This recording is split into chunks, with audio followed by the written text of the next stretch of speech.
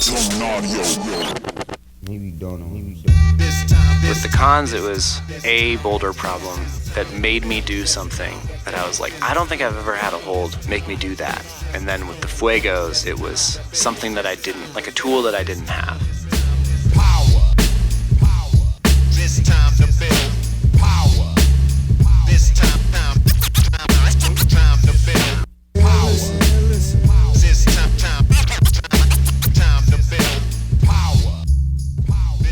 What's up, everybody? I am your host, Kris Hampton. Welcome to the Power Company Podcast, brought to you by PowerCompanyClimbing.com.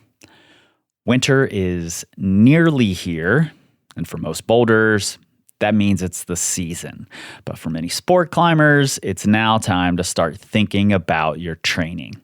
That is, of course, assuming that our global warming trend doesn't continue to make December and January essentially the summer months here in North America. But if you are starting to think about your winter training cycle, check out our proven plans. Programs that are built from the patterns we've seen be effective for each level of climber, from beginner to expert. I fully believe that you won't find a better, more complete system that can guide you through not only the physical training, but the tactics and mindset required as well. And if the global warming trend does continue, then by all means, check out our Fingers Plus program, which will keep your strength and power high while you're still out there sending. Okay, today's guest is Roy Quanstrom.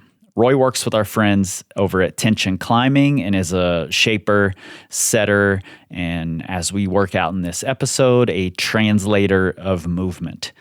We go into some pretty nerdy rabbit holes here about climbing grips, indoors versus outdoors, and how exactly movement gets translated, and whether or not holds need to mimic outdoor grips to be effective for that translation, and so much more. If you have a home wall, or have a friend with a home wall that you climb on, we've got a bonus for you. Trango is giving away a set of Roy's new grips, the Fuego Minis, which I believe are essential for the spray wall user, and I'll explain why later in this episode. We, here at Power Company Climbing, are adding to the pot with 2 more prizes for 2 more winners, a set of our Inductor 60 footholds, and a free entry into our Boulder Builder course at the Power Company Climbing Academy. To enter, you must keep your ears open during this episode because you have to answer 2 trivia questions. Those questions are: what boulder problem inspired Roy's line of holds known as the cons? And number 2, Roy says that there are 2 rules to comp climbing. What are they? Once you know those answers, click the link in your show notes to enter the prize drawing. All right, let's get into it.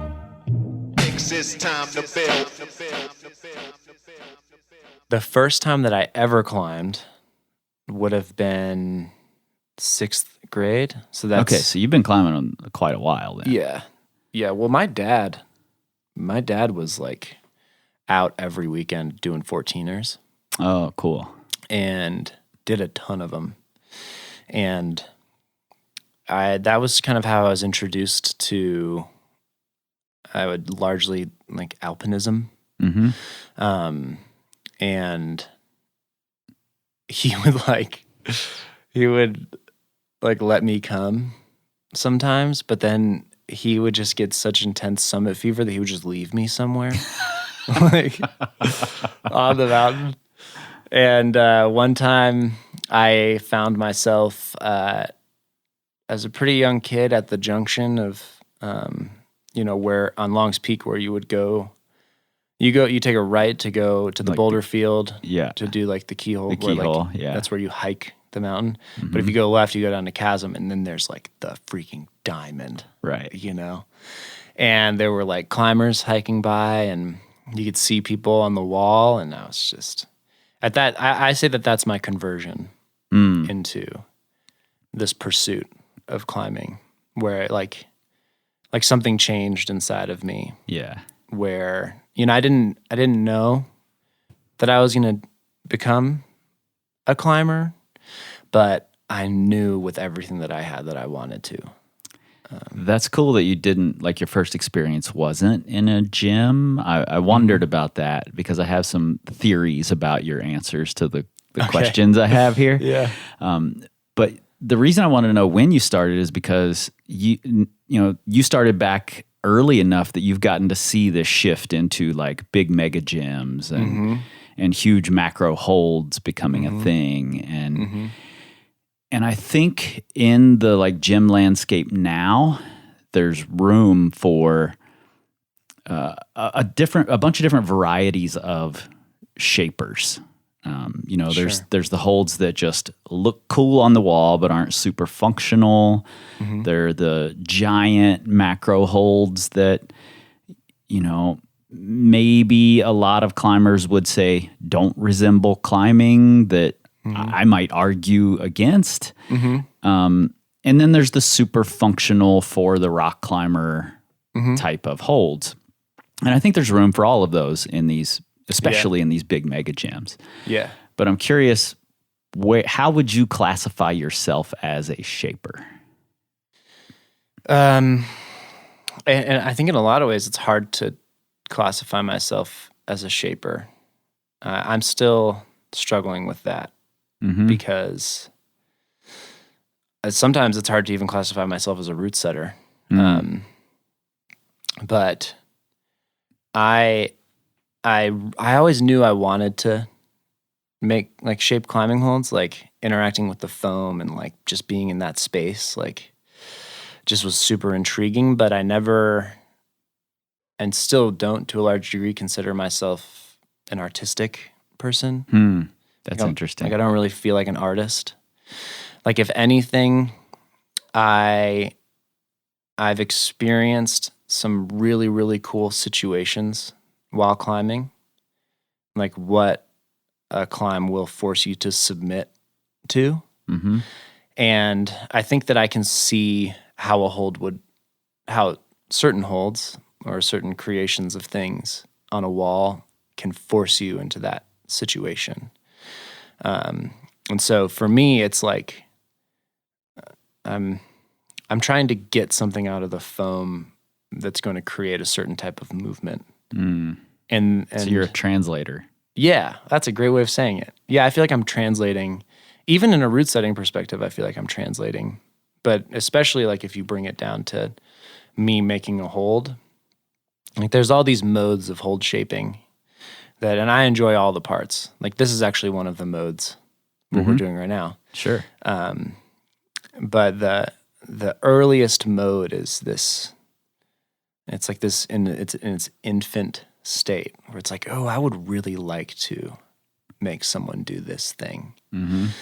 And what's the hold that's involved with making someone do this thing? And you just get to like have no remorse with the material and just like get into it, and eventually it starts to become a thing. And then you scale it, and then it starts to become a hold line, and then it gets really stressful, and then there's like deadlines and stuff like that. Then the business end comes in. Yeah. Yeah, I know that feeling well. Do you think you're more often translating from like shape first, then movement, or movement first, then shape? And does that change when it's hold shaping versus root setting, or does it vary all the time for you? Well, the first line that I ever did was with Kilter, and they're called the Best Friend Jibs. And those were definitely like, I want to shape this hold.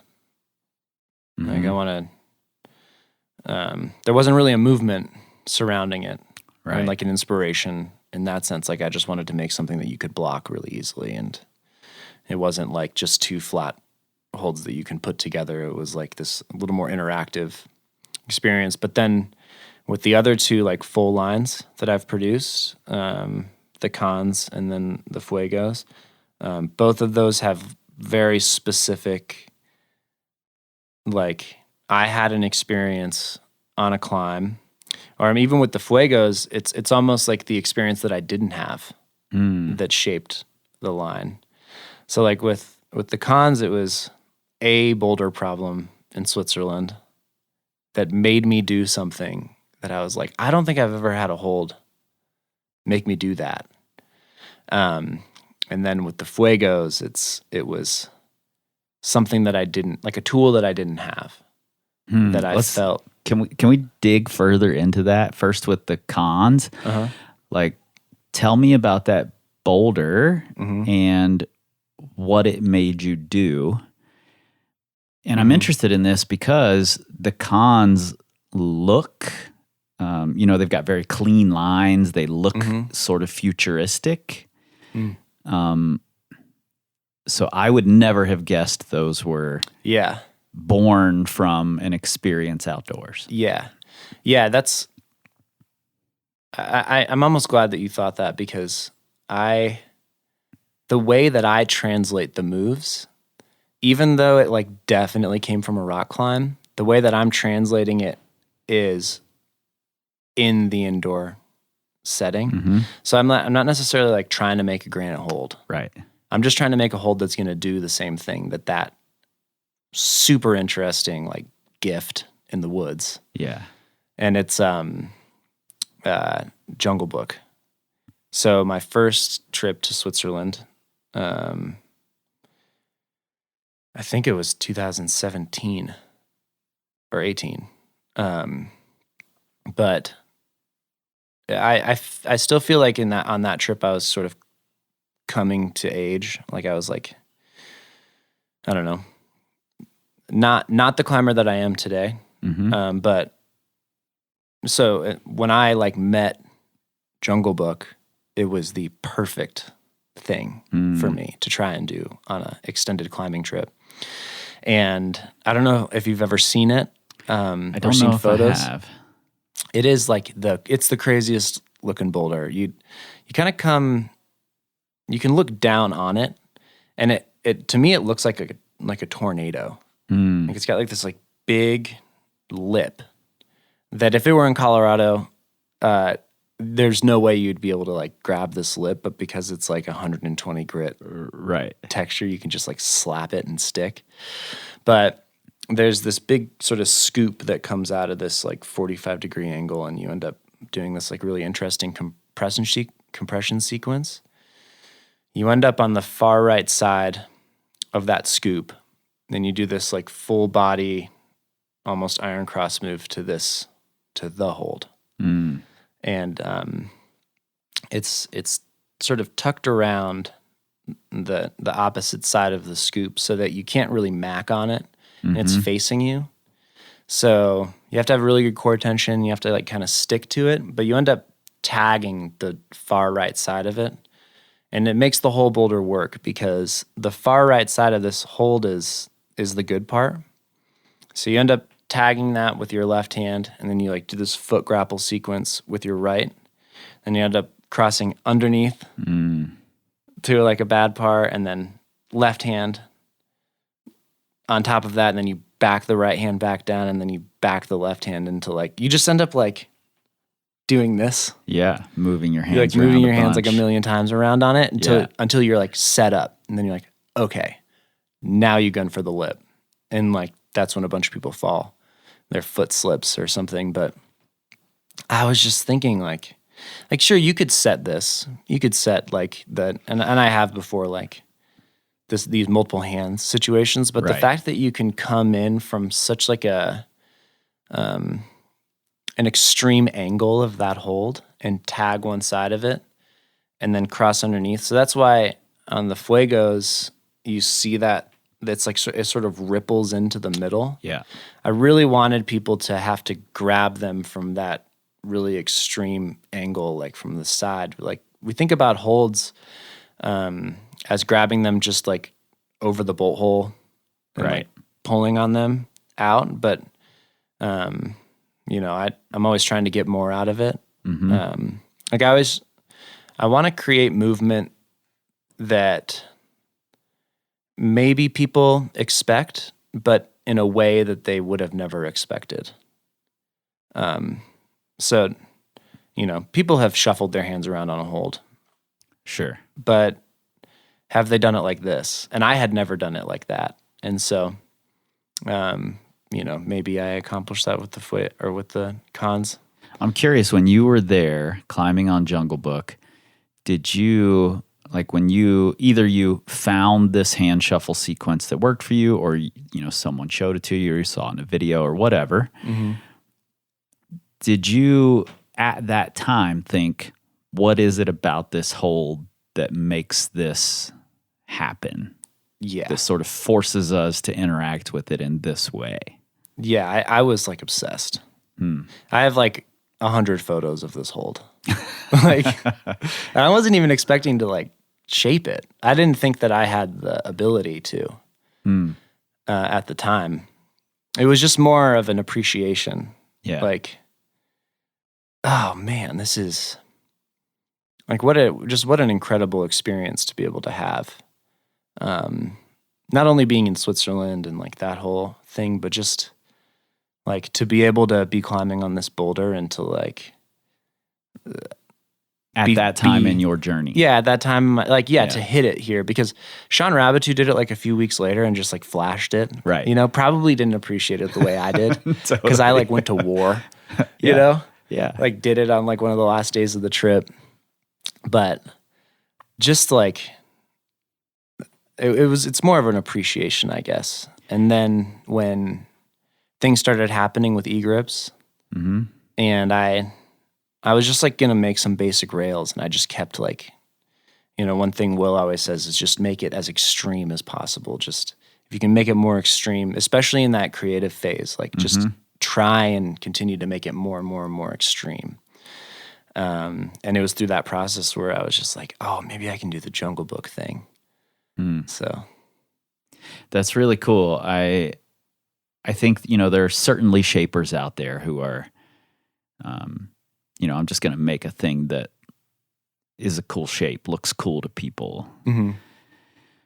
But I'm glad for those folks, but I'm also glad there are people out there who are finding unique, interesting movements, and then asking the questions, interrogating these holds, these grips, and saying, what is it about you that forces me to interact with you in this way? yeah. And I love that those opportunities are then handed to us without instructions. Yes. In climbing gyms. Yeah. That's maybe the best part of climbing gyms, is that we get to go in without instructions and explore these things that were in someone else's head. We're creating a very specific thing that now we get to interact with any way we want to. Out of curiosity, have you taken the cons and then tried to force this sort of sequence, and was it successful? It was the first thing I did. And maybe I think the easiest answer is no, because how could I just fully recreate Jungle Book? Right. But I have had some experiences where that's definitely shown. And it was actually other route setters that were using the shapes and like having their own discovery with how to manipulate the holds, that I was like, oh, you kind of did the Jungle Book thing. Yeah. Like, this is sick. And so the Jungle Book is shaped better still. Yeah. Well, I mean, certainly you had that moment and that history with that grip. So your creation is never going to live up to it at this point. Right. Right. Talk to me about the Fuegos then. What was it that you didn't have that influenced the making of those grips? Yeah, it's like I think there's two main experiences that kind of put me over the edge. with the Fuegos. And I think that there's an inspiration, and then there's sort of like the thing that I didn't have, like you said. If you're setting a championship event that's not in a gym, it's like in a venue where USA Climbing comes and builds the wall. Right. All of the holds get shipped in these like big containers, and there's like some rough organization, but for the most part, like it's just like 1,000 holds like dumped in front of the wall. And this is like a really interesting sort of like feeding process to watch route setters go through. Sure. Especially as the pile like begins to dwindle. You know, like Does it get cutthroat in there? yeah, it's like a psychological sort of experiment where at first all the fashionable holds are getting picked. Like, oh, I'm going to take this, I'm going to take this, and you set finals first. It's all sort of by design. But on this particular year, I was setting for a lot of the younger categories. This is at Youth Nationals, and so like setting for the C's and the B's, and there was like this thing that I kept wanting to do, which was make them on a slab, make them jump up on a volume. You know, like when you're dynoing, but not really to a hold. You're more dynoing to like get your feet up. Sure. On a volume. Yep. And then you tag a thing. You grab a thing. And this thing could be anything, just so long as it's really bad. Yeah. And we ended up going with the bear claw for this. But what I really wanted was a lighter.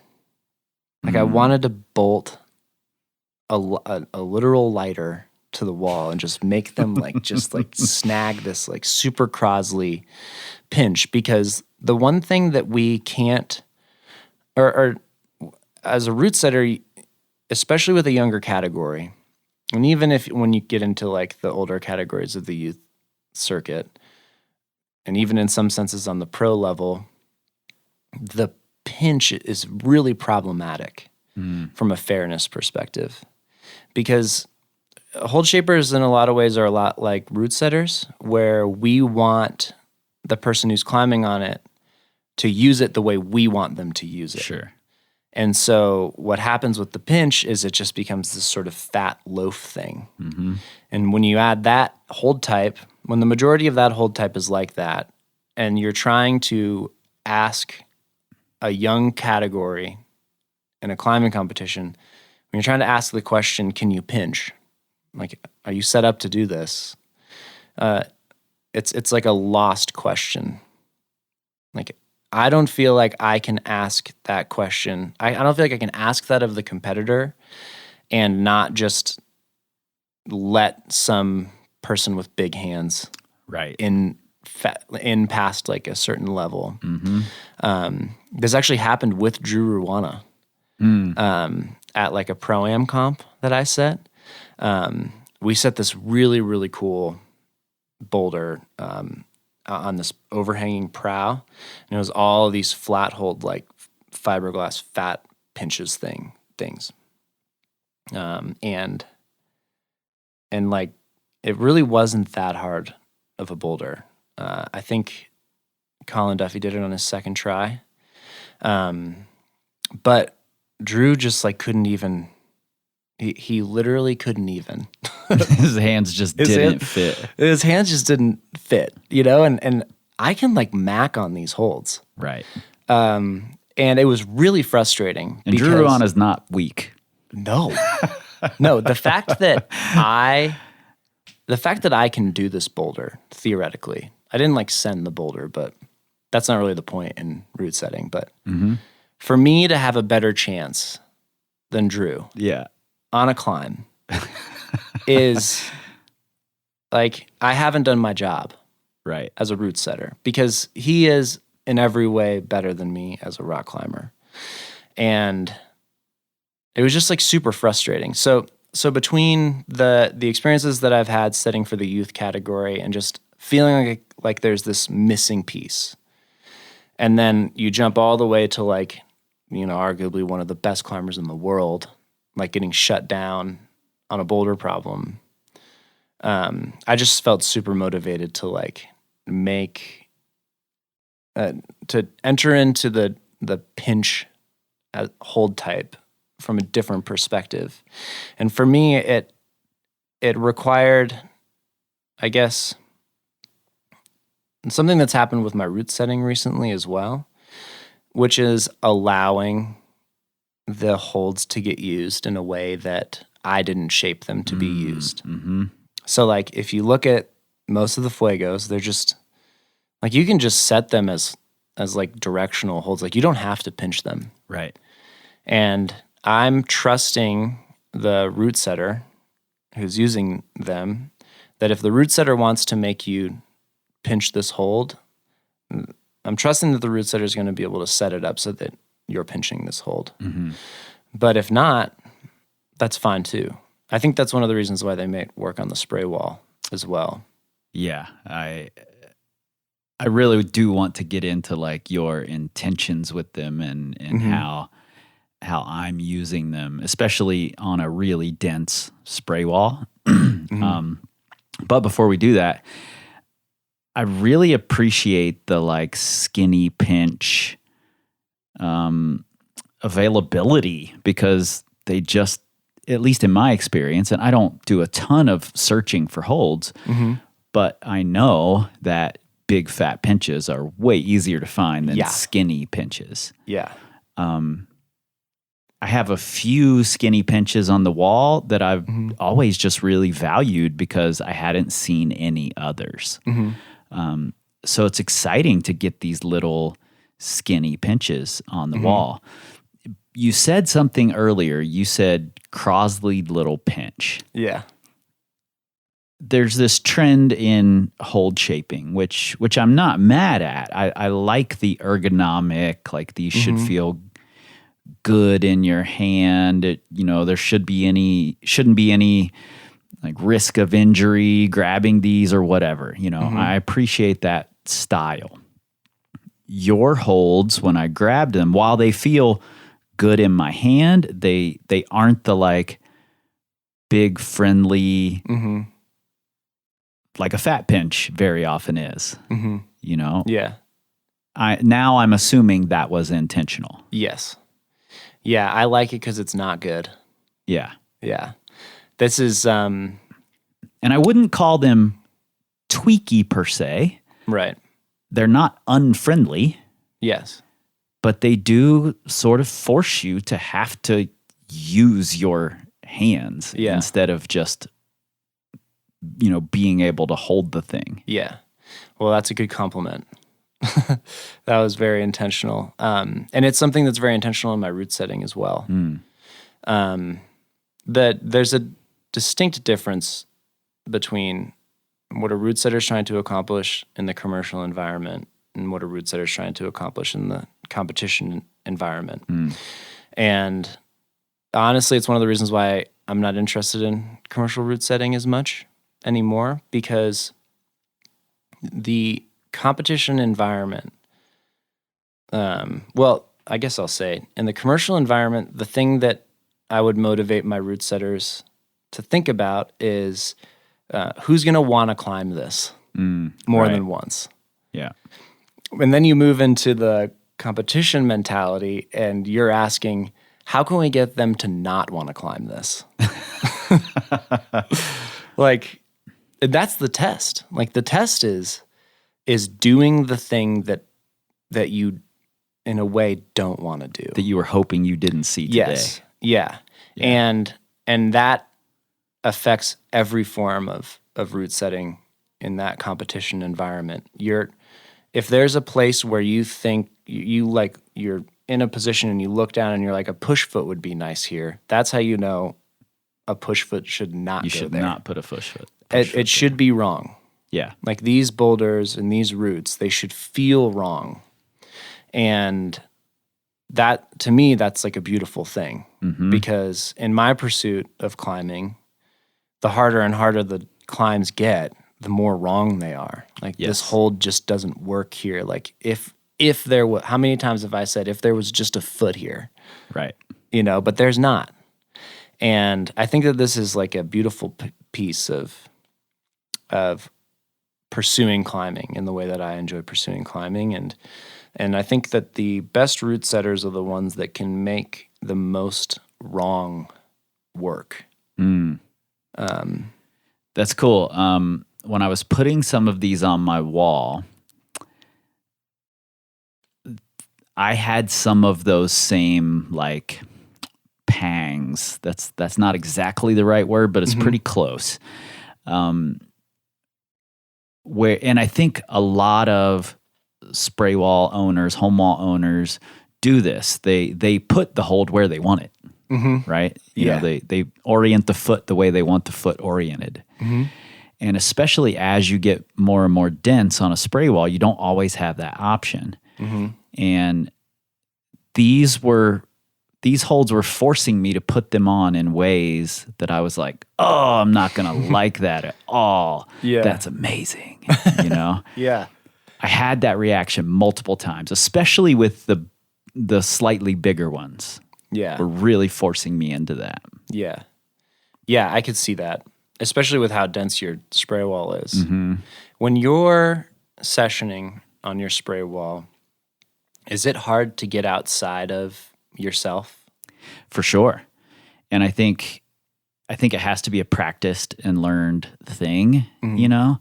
I think it helps to have a partner who climbs things differently than you do, because I can always ask myself, you know, how would Nate climb this? How would Zach climb this? Where would Zach want a foot? Let me put the foot where Zach might want it. Yeah. You know?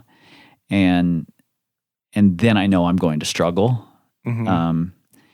Otherwise, I tend to fall into that same trap as everyone else. Like, oh, this move would be hard with a foot here, so I'm going to put a foot there. And then all of a sudden I can do the move 3 tries later. Yeah. You know, that's what I fall into, just like everybody else, I think. Yeah. Yeah. When you were shaping these holds, one of the first things when you were sending me photos that jumped out to me was the use of the dual techs. And I'm curious to hear your philosophy on dual techs. Yes. I think, I remember when dual techs first came out, and when like some of the early holds, like So Ill had that light bulb that, classic. was just a nightmare to hold on to. Yeah. There's some Nicros stuff. Yeah, there were some Nicros holds. Yeah. But I think dual techs has become more of an aesthetic thing for a lot of companies as opposed to a functional thing. And again, I'm not mad at that. It is what it is. It just doesn't cause me to interact with the hold in a different way when it's purely for aesthetic reasons. And I really love it when dual techs forces me to interact with the hold differently. Yeah. So I'm curious with your philosophy with dual techs, particularly with these holds. Yeah. Definitely on the bigger ones, I wanted to eliminate the wrap on top of the hold. That's just like a really easy thing right off the bat. Like, you can't just like false grip it on top and dangle. Like you have to, the dual techs in these holds forces you to actively grab the hold, even if it's on like a vert wall. But I have a long history with dual techs. It's actually how I got not interested, but how I got invited to start shaping. That's how it all started. I was setting at a scent studio, and we were doing like all sorts of just like either member stuff, like bouldering league sort of stuff, or like we were doing a lot of the collegiate circuit around then, and we were starting to get into like the pro-am style bouldering and sport comps, and I just started like, instead of tweaking a boulder, I just started dual techsing holds on the boulders. So like, the classic example is you're climbing out of a steep section on a sport climb and you'd hit a head wall. And then even if a hold is upside down, you can just like smear on it. Right. So there was a very specific example where I was trying to accomplish like this like foot stab thing, but you could just match your feet on this kilter hold. Mm-hmm. And so I dual text it and just eliminated it as an option. Now, when you say you dual text it, Yeah. are you like sanding it and then putting like urethane on it or something? What are you doing Yeah. that's... Well, the way that I was doing it, there's a lot of ways to dual text a hold or no text a section of a hold. But if you're a root setter listening to this and you can identify a hold where there's a live edge, so there's a section of the hold that's raised, Mm-hmm. the drop art stuff, the Yep. E-grips drop art stuff. Yep. The whole kilter sandstone line, basically. There's a section that's raised. If you just hit that with 60 grit and then 80 grit and then 100 grit, Just keep sanding finer. all the way down to 4,000 grit, you're going to be able to see yourself in that hold because the plastic isn't textured. Like the foam is the texture. Right. And then you mold it. And if you've ever broken a climbing hold in half, it's like a beautiful, shiny material, and you can uncover that. And I love that. I mean, I love what comes out of it. I also love like putting my respirator on, putting my headphones on, like Yeah. grabbing the palm sander and just like being there for a little bit and like discovering, like I almost feel like an archaeologist. And it's like, this is going to be shiny. And Ian Powell used to always tell me that like, just make it into a car hood. Yeah. And so that was my whole Swisha House. Mm, Swisha House taught me how to dual text, I love it. drip and paint. Yeah. You know? Like candy painting all your holds. Yeah, exactly. I love it. Yeah. Drip and stains when I switch lanes. Well, something that I thought was interesting with these Fuegos is, you know, there's the obvious, the dual text is there and keeps me from standing on them when they're, you know, oriented as like a vertical-ish pinch. Most vertical-ish pinches become really good feet. Yeah. You know? Yeah. And especially at steeper angles, you're not even going to try to push off of some of these little Fuegos. But one thing I found that I didn't expect is that some of the ones that are a little slopier and not the tight little pinches, when I would use them, you know, air quotes, wrong, like come at them from the wrong angle, the dual text would be right where I wanted my thumb. Right. Almost every time when I tried to come from a wrong angle on one of these holds. And so it would force me to load it a little differently, to create tension differently than if I could just put my thumb against texture. Yeah. you Right. know? And I really appreciated that. Yeah. Good. That it's like minimal dual text, Yeah. still looks cool, Yeah. but then it is also forcing me to interact with it differently. Yeah, I mean, I think that there's all sorts of functional uses to dual text that, like you just pointed to a great one. There's just another thing about dual text, like when I was talking about the pile, like this pile represents a lot for me, because when you watch the root setters go into the pile, like we're like fish, like they're like lures. You know, you see the dual text and you're like, oh, what's this?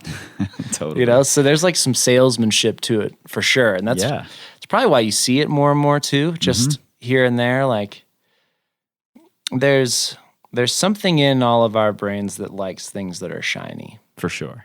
And I think it's really interesting too when you are simply putting dual text or a section of no text on a hold, more or less for the hell of it, the long-standing for the longest time, the understanding was you don't grab dual text. Right. Like it's just off. You know, Which is funny to me because some Yeah. of the first dual text holds I saw. the light bulb. Yeah, Yeah. And in the PCA, they were like dynoing to it right. on the slab. But it's been very interesting. I think this is a coaching thing, but I remember back when you saw dual text as a competitor, or just, I guess, as a climber, but if you saw dual text on the wall, you knew you weren't grabbing the Right. no text side. Mhm. Now, you're seeing climbers take a particular interest in the opportunity to grab the no text side of something. Yeah. So, you know, I think we're learning to exploit this more and more as a form of usable surface, more so than ever. And, you know, that the idea that you have to grab something that has texture on it is no more. Like, Yeah. they're savages. It's really interesting the like way we engage with it based on just our like the paradigm that we have Yeah. from whatever. And I think we can learn a lot from especially the younger competitors who are just grabbing dual text, standing on dual text like Yeah. it doesn't matter at No all. remorse. And, you know, I've had people tell me, like just straight up tell me, those footholds are pointless. You can't stand on those. I'm like, what do you mean you can't stand on them? Yeah. And they're like, well, you just can't. There's no texture. Right. I'm like, wow, okay. Perfect. I've seen real rock that's slipperier Yeah. than this, you know? Right. That's why I made these things so that people like you could learn to stand on things Yeah. like this. Right. So I think we have a lot to learn from not only those competitors, but just, you know, the idea of no texture, usable surfaces. Yeah. Yeah. I mean, I think as route setting continues to challenge the expectation of climbers, the more you're going to see these sorts of developments with the way that we understand usable surface. And the funny thing is, it's like my favorite thing is when someone says, "Oh, that would never happen outside." You know? Yeah, totally. It's the best. I was actually at the rock shop on the UFO boulder, and there were some people talking about some of the route setting at Momentum. And they were talking about like a paddle dyno. Yeah. And they're standing in front of Bustalung Right. saying that would never happen outside. Meanwhile, there's like a legit paddle dyno, Yeah. like right there. Yeah, it's so funny to me. I've been working on a coaching course about movement, and I just finished a module literally yesterday talking about comp style boulders and why they're valuable Yeah. for even just the rock climber. Like, doesn't matter if you want to be a good comp climber or not. We're not Right. even talking about that.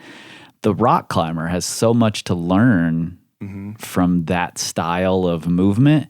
And we're seeing young comp climbers go outside and find opportunities to be more efficient on old classic boulders because they have this set of skills that they've developed on comp style boulders in the gym. Yes. You know? Yeah. We're seeing those things pop up over and over and over. Right. And I love it. And I think dual text represents one of those things, or no text represents one of those things where we can introduce, you know, working on someone's anxiety around standing on or grabbing a hold. We're no longer just able to work on the physical parts of movement, but also the mental side of it For sure. that then shows up in the physical side downstream. Right. You know? Yeah, I think that's a great point. Speaking to the mentality side too, I think this is one thing that a comp climber, especially someone who's grown up in that environment, I think it would be useful for anyone who is trying to better themselves in the sport of climbing to consider the type of mentality that's required to try and flash something that is A, terrifying, Yeah. and B, totally wrong. Yeah. Like what sort of mental state do you need to be in to be able to execute under those conditions? And you will find yourself climbing very, very hard. Yeah. The adaptability, the embrace of the unknown, Mm-hmm. Just and the effort all-out- level required. Yeah. You know? We always say, this is a little gnarly, but we always say there's 2 rules to comp climbing. Accept death and and always be ready to rip it. Yeah. So like it happens every single time that the passivity is what will make or break. Not we don't even have to be talking about comp climbing, but Sure. when you're talking about executing on a rock climb, that being able to eliminate that passivity and just make this attempt everything that you have, this is something that I feel like we're all striving for. And I feel like I've found that inspiration a lot, setting a lot of these comps and like watching a competitor just grab the wrong side of a hold, and Right. like in a way that I was like, oh, but isn't the no-tech side off? Right. You're not supposed to be able to do that. I thought this was wrong. People thought that about volumes too. Yeah. Early on, where the volume was just supposed to be a thing to put a hold on. But now it's like you're just standing in bolt holes. On Yeah. the I volume. mean, I remember at a World Cup, was not a year I was emceeing. I was just there interviewing folks. I was doing a project with Angie Payne about pressure in competition. And I was standing right in front, and Shauna Coxey is not doing a boulder. And then she just turns around to the judge and she's like, "Is this in?" Yeah. And he's like, "Yeah, I guess so." And I'm like, what is she asking that for? Like that doesn't matter. Yeah. Like, that's not even, she's not going to use it. Yeah. And then she uses uses this corner for the entire boulder and just does the boulder like it's V2. Right. And I was like, what? Yeah. I never saw it. Even when she pointed it out to me and was like, look, here's this feature. I don't even see it. Yeah. You know? So cool. I think we just have so much to learn. And it's cool to know that people who are out there shaping holds are also thinking about these ideas of anxiety and effort and just the willingness to give it everything and building that into the whole design the best they can. Right. Trying to help us translate. I think that's so important. Yeah. And I love it that it's one of the places where comp climbing and outdoor climbing are married. Yeah. This idea of wrongness. I find a lot of solace in that when I'm shaping. Like, regardless of the thing that I'm thinking about when I'm working with the foam, I think the end result is going to be applicable in either pursuit. Like it's not just going to be the exact thing that you thought you were going to. Right. And I just love it that we can find areas where these two aspects of the pursuit of climbing are married and very, very much the same. Totally. It bothers me a lot whenever I see some of the old bitter climbers really just bashing either holds or movement styles or setting styles in gyms because there's so much crossover and they aren't able to see it because the hold doesn't look like a hold outside. Yeah. Yeah. I just don't quite understand that. Yeah. Do you think there's value, just out of curiosity, in recreating the holds that we see outside? Like these 3D scan, and then recreating those holds. I think it's really cool. Same. I think it's very cool. Like they 3D scanned circadian rhythm early on. The Mimic guys did. And first of all, I was like, well, why did you scan this hold? Like, this is like, but yeah, no, I think it's very, very cool. Is it necessary? I don't think so. Mostly because this is one of my convictions, I guess, about movement, where the movement isn't always about the hold. The movement, to me, is about the implication of the hold, the situation. Like we talk about situations a lot, and so to recreate an outdoor move, first of all, like I think if you scanned the holds on Esperanza and then put those holds in the same style roof in a gym, it's likely still probably not going to be the same. Sure. Just from a material perspective. Like the materials are just so different. Do I think that would be really cool? I think that would be very cool to just be like crimping these ear things like in a gym. Like that'd be really cool. But now when you think about Esperanza as the situations that you're put in, like grabbing these really bad crimps, like building your feet super high and kind of like pouncing out of that position into like a hold that's facing the wrong direction and like fighting your momentum. Well, now we're not talking about holds. We're talking about something that's a little bit more zoomed out from there. And this is why I think I'm critical of maybe people that talk down on the indoor climbing experience or the progression of it, because the more modern holds have become, the more I think we're able to create these more intense situations.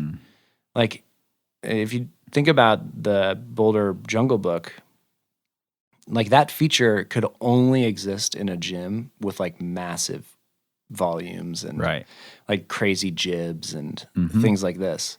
And for the most part, that's kind of what's happening in super modern style rock climbing, super modern indoor climbing. It's funny because like, those big 360 domes, the absolute sort of antithesis of what a rock looks like. Right. We would set full routes of just giant fiberglass 360 domes, and the people that loved them were like the hardcore trad climbers. The tradies. Yeah. Nate and I walked into a gym on the East Coast, and they had a whole line of those on a top rope wall, like a 70-foot line of just these enormous 360 domes, and I was like, oh, that's the first thing I'm climbing. Yeah, it's like straight out of Yosemite. This looks like so much fun. Yeah, and it is. Like on the commercial side, we would always talk about achieving class 4 on the wall, just through like massive macro stuff where like it's even easier than 5.0, but it is so fun and so engaging. Yeah. And pretty real too. Totally. I think, I've heard so many people on the internet or seen so many people on the internet just saying wild things about what rock climbing is and isn't. Like I've heard people say rock climbs don't have kickers. I can point to dozens of them off the top of my head that absolutely do. Yeah. I've heard people say rock climbs don't, they don't break on even planes. I'm like, what are you talking about?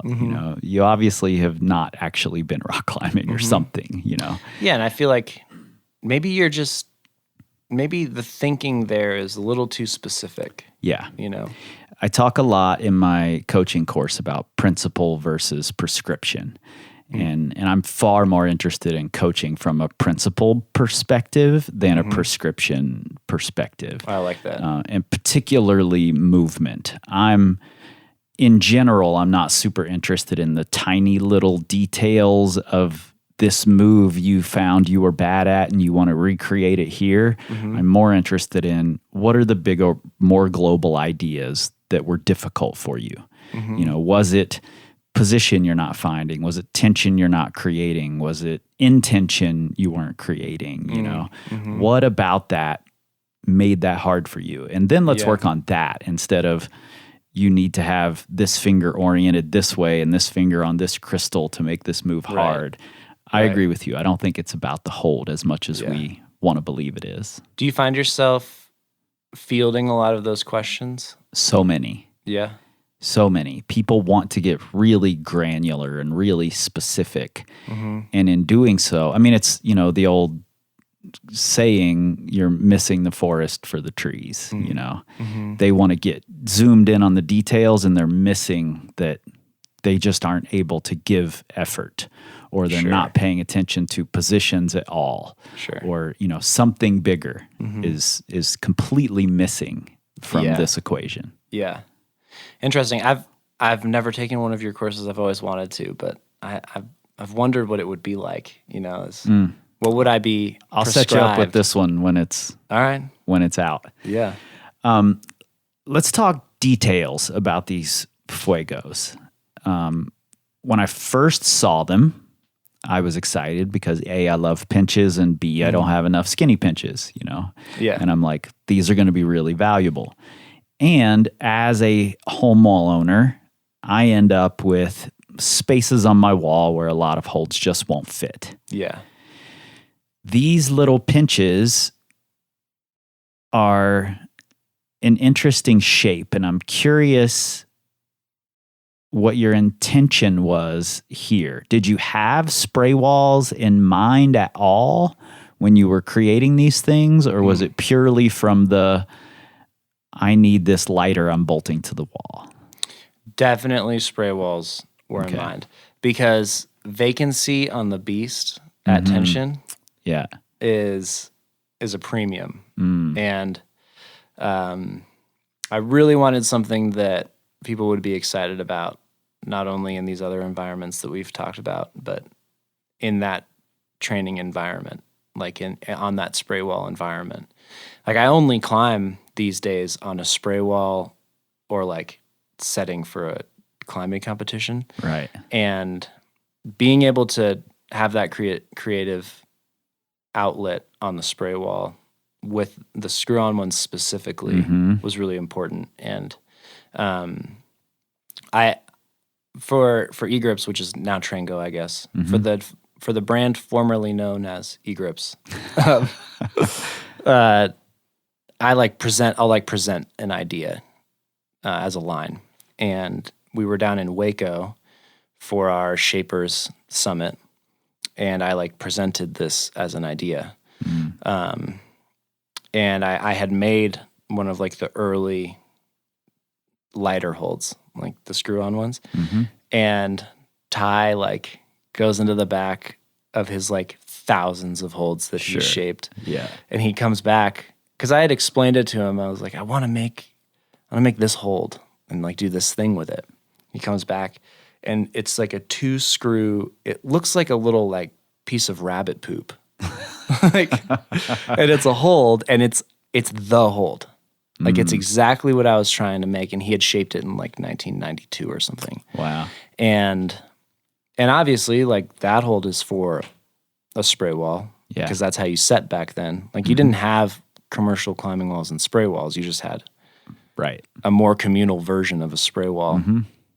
And I don't know, I found that to be super inspiring, to sort of modernize this really sort of original thing that Ty had done. And so I guess that's a really long answer to say yes. The spray walls were very upfront with those the 2 smaller sets. Cool. For sure. Yeah, when I started putting them on, first off, you see the holds. I get excited about big holds, you know? Yeah. I'm like, oh, I want those big holds. Fuck, I don't have room for those big holds, you know? Yeah. But I do have room for small holds. And my initial thought was, okay, I'll fit, 5 or 6 of these on my wall somewhere. And what I discovered when I started putting them up was that they're of a particular shape that, because of the shapes of holds we've had forever, there are these very particular open spaces left on my wall. And they're the shape of these little fucking pinches. So not only do I have space for like 100 of these things on my wall. Oh, that's awesome. But they work really well because when you grab these little skinny pinches, you're pulling out a lot of the time. So they can go in between holds that are maybe slightly larger profile. Right. And I'm not worried about like bashing my knuckles if I slip off of them, because I'm not going to just slip off along the plane of the wall. Yeah. If I come off of these pinches, it's going to be coming out from the wall. Yes. So they don't give me that same fear as if I put a little micro crimp in there. Yeah. That I might just destroy my knuckles if I blow off of. Do you find that they're a little lower percentage in those places? They are. You have to be a little more precise sometimes. But I was also surprised that in the spaces on my wall, because of the shape of the holds all around them, I can butt them right up against other holds, and I don't feel like I have to be super precise. It definitely increases the precision, but not to a point where I'm like, I'm not even going to try to go to that hold unless I'm going off of something good. Right. That's great. I can't say that was something I was thinking I didn't even expect it until I started screwing them to the wall. Yeah. And the first time it happened, I was like, oh, that's cool, you know? And then the second time, I'm like, that's coincidence. And then the third time, I'm like, fuck, I need more of these little pinches. I could see that because, the majority of holds, the taper, and a lot of times even the usable surface, they're circular. Yeah. So if you have a bunch of circles around each other, I could totally see how that little bone shape. Totally. You end up with all these little bone shapes, and it fits really well in there and doesn't make me feel like I'm going to destroy my knuckles, which I really appreciate. Because I've struggled to find holds I can put in a lot of those spaces that are small enough, but also give me some confidence to really go for and to really pull on. Yeah, that's very cool. Yeah, I appreciate you letting me know. Yeah, I love them. I texted you, and I'll say it here. I think they're a must-have if you are a dense spray wall owner or you appreciate dense walls. I think I haven't seen another hold that will usefully fill the gaps. Like I could fill the gaps, but I'll never use the holds in the gaps because I'm afraid of them in those situations a lot of times. Yeah. These, not so much. These I want to grab. That's cool. They look cool. They've got dual techs in the right places. And they just feel different than anything else on the wall. So they're attractive in that way. That's very Not cool. just another micro crimp. Yeah. Yeah, I mean, you're one of the, like when I think of like spray wall culture, you're definitely one of the people I think about.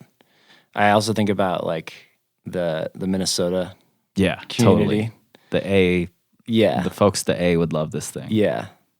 So I don't know. Hopefully they get to use them too. I'm honored that you even put them on your wall. Well, I'm gonna buy more because I need more of these little ones. Nice. They're on Trango's site. Is that right? Yeah. That's where you get them. Trango holds.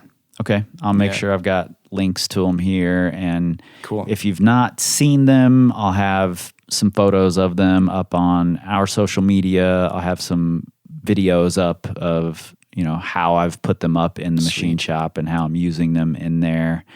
And there's links to them in the show notes there for sure. Very cool. Where can people find you? I guess you could find me on Instagram, but it doesn't really fit my personality very well, especially now that I'm a new dad. Yeah. To like just be seeing all my friends sending everything. So congrats, by the way. Thank you. Yeah, it's incredible, but I haven't been on social media in a few months, but I guess you could find me there. Yeah, and you work with folks over at Tension as well. Yeah. So Yeah. people can find you on the YouTube. They can definitely find me on the YouTube, the Tension YouTube. Yeah. And Roy at Tension Climbing. I'd love to outfit your spray wall with tension holds. Yeah, totally. Do it. Yeah. Awesome. Well, man, I love talking the details of these things that I'm interacting with constantly. You know, I love to know what was in people's heads when they were creating these things that have shaped so much of what I end up doing. So I appreciate the thought you're putting into it and you sitting down and telling me some of it. Yeah, thanks. I've appreciated the conversation. See, this is exactly the type of conversation that makes me so appreciate having the ability to record these in person. Roy is thoughtful, intentional, and deliberate, and I think that shines through so much better when we can sit down across from each other and spend an hour exploring these nerdy rabbit holes. Roy, thanks for the great conversation. Let's do it again soon. You all can find links to Roy and to his hold lines right there in the show notes in your pocket supercomputers. And did you catch the answer to those trivia questions? If so, click that link in the show notes, get entered for the 3 prize drawings, a set of Fuego minis from Roy and Trango, a set of our Inductor 60s, and an entry into our Boulder Builder course. As always, the Power Company Podcast is brought to you by Power Company Climbing. You can learn, grow, and excel with us at powercompanyclimbing.com, where you'll find links to the Power Company Climbing Academy and the Knowledge and Community Hub. If you want to support the podcast, you can do that at patreon.com/powercompanypodcast or by sharing what we do on your social media. You can find us on Instagram, Facebook, and YouTube at Power Company Climbing, but never, ever on Twitter, because we don't tweet, we scream like eagles. We don't know. This time, this time, this time, this time, this time, this time, this time, this time, this time, this time, power, this time to build power, this time to build power, this time to build power. This time to build power. This time to build power. This time to build power. This